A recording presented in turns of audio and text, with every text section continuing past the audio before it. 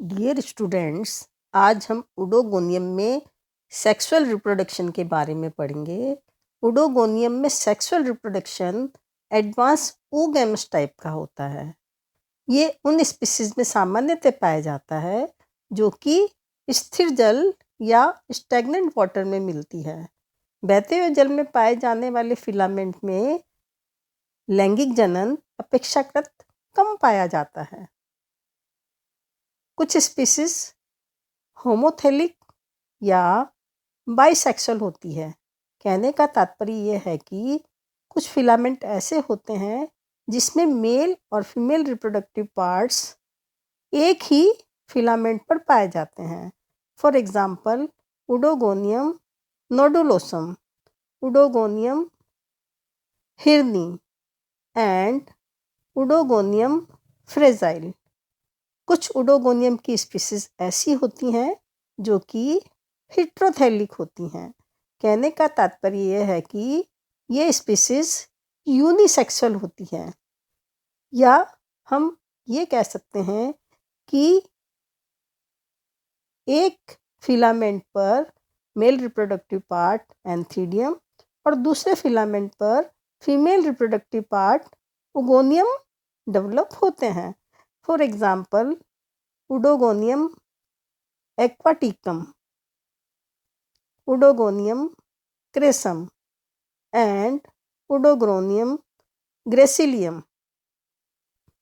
जैसा कि आप जानते हैं, उडोगोनियम में सेक्सुअल रिप्रोडक्शन के लिए कुछ विशेष रिप्रोडक्टिव पार्ट्स रूपांतरित हो जाते हैं। ये विशेष रिप्रोडक्टिव पार्ट्स गैमिट्स कहलाते हैं।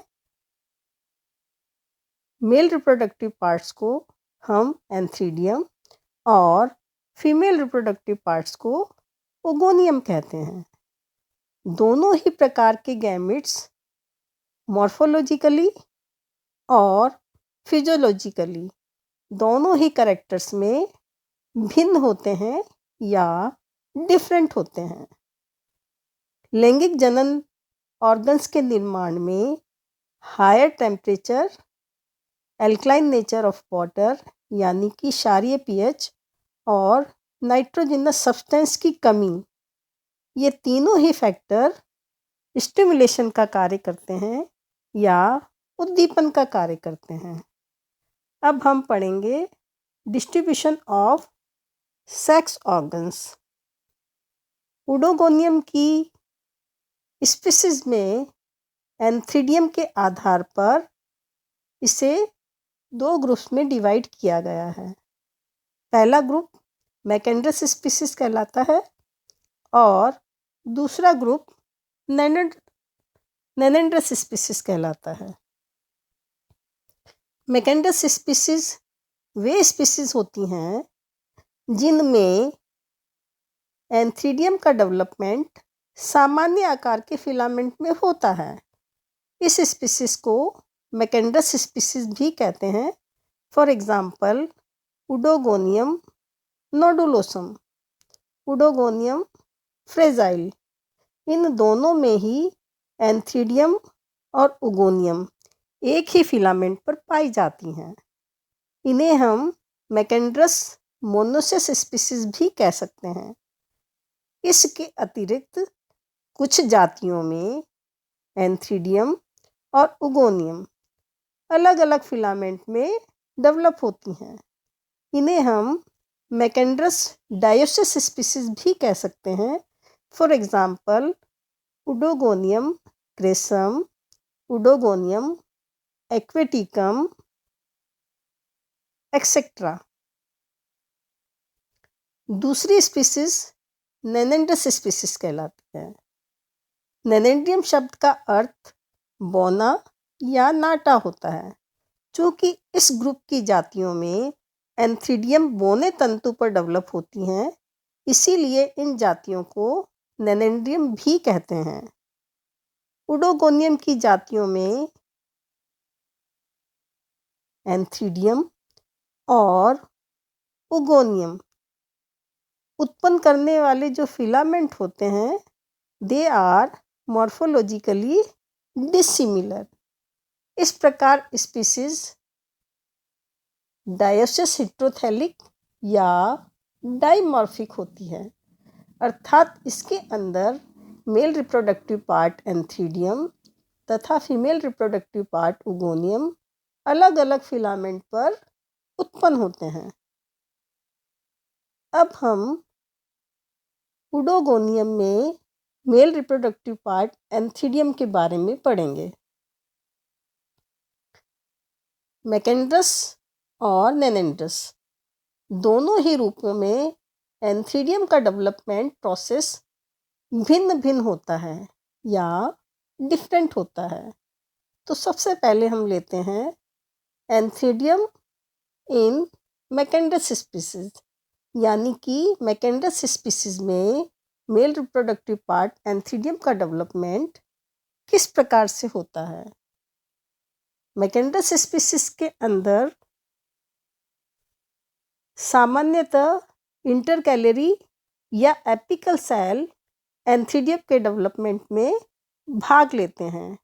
इनका निर्माण एंथीडियल मदर सेल्स के विभाजन से होता है। फिलामेंट की कोई भी एपिकल कैप युक्त सेल्स एंथीडियल मदर सेल्स की तरह कार्य करती है। एंथीडियल मदर सेल्स में डिवीजन होने से दो अनइक्वल कोशिकाओं का निर्माण होता है, जिसमें से ऊपर की छोटी या स्मॉल कोशिका एंथीडियल तथा नीचे की बड़ी कोशिका सिस्टर सेल कहलाती है। सिस्टर सेल बार बार विभाजित होकर 2 से लेकर 40 तक एंथीडियम की श्रृंखला बनाती है, जैसा कि आप डायग्राम 5.6 में देख सकते हैं। अब प्रत्येक एंथीडियम का केंद्रक माइटोटिक डिवीजन के द्वारा 2 कोशिकीय प्रोटोप्लास्ट में डिवाइड हो जाता है। अब प्रत्येक प्रोटोप्लास्ट का मेटामॉर्फोसिस होता है या कायांतरण होता है और एंथीरोजॉइट्स का निर्माण होता है। नॉर्मली केसेस में एक एंथीडियम सेल से 2 एंथीरोजॉइट्स ही डेवलप होते हैं, लेकिन उडोगोनियम फ्रेजाइल में एक ही एंथीरोजॉइट्स बनता है। इसी तरह से उडोगोनियम कार्डिएकम, इसकी प्रत्येक एंथीडियल सेल्स में 4 एंथीरोजॉइट्स पाए जाते हैं। यदि हम एंथीरोजॉइट्स का स्ट्रक्चर देखें तो हम देखेंगे each antherozoids is a unicellular uninucleate but multiciliated. कुछ स्पीसीज में सिलिया एंथीरोजॉइट्स की लंबाई से अधिक लंबे होते हैं। इनका आकार जूस्पोर्स की तुलना में कम या छोटा होता है, परंतु स्ट्रक्चर में ये जूस्पोर्स के समान ही होते हैं। इनका लिब्रेशन या विमोचन भी जूस्पोर्स के समान ही सेल वॉल के अनुप्रस्थ रूप से फटने के द्वारा होता है। दोनों ही एंथीरोजॉइट्स म्यूसिलेजिनस वेसिकल से घिरे हुए एंथीडिया से बाहर आ जाते हैं और बाहर आने के बाद में म्यूसिलेजिनस वेसिकल डिसअपियर हो जाती है और एंथीरोजॉइट्स जो हैं ये फ्री होकर वाटर में तैरना आरंभ कर देते हैं। उसके पश्चात कुछ समय तक ये वाटर में तैरते रहते हैं और बाद में फीमेल रिप्रोडक्टिव पार्ट उगोनियम तक पहुंच जाते हैं। इन एंथीरोजॉइट्स का जीवन काल या लाइफ पीरियड 8 to 13 आवर्स का होता है।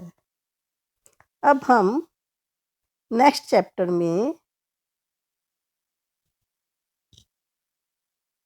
एंथीडियम इन नेनेंड्रस स्पीसीज, नेनेंड्रस स्पीसीज में एंथीडियम का डेवलपमेंट किस तरह से होता है, इसके बारे में